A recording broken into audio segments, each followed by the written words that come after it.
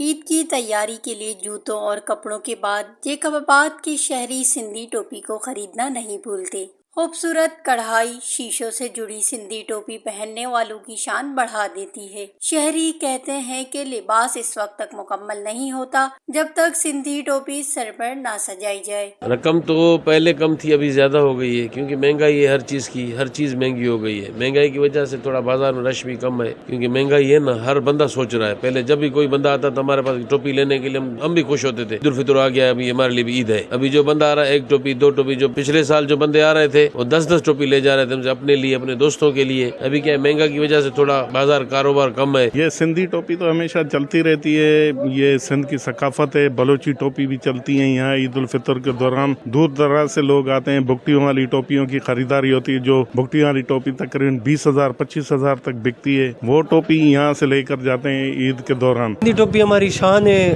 ہماری مان ہے۔ ہم کہتے ہیں سندھی ٹوپی سر پہ پہننا ہماری شان لگتی ہے، یہ ہماری ثقافت ہے، اس لیے ہم سندھی ٹوپی پہنتے ہیں۔ جو ان جے کرے اساں عید میں نواں کپڑا پائوں تا، اساں ان جے کرے ٹوپی کے بھی اساں عید والے ڈی تے پائے کرے ان کے ثقافت سمجھوں تا۔ مختلف اقسام کی منفرد اور دیدہ زیب سندھی ٹوپی فروخت کرنے والے مانتے ہیں کہ خوشیوں کے دیگر تہواروں کی نسبت عید پر سندھی ٹوپی زیادہ خریدی جاتی ہیں۔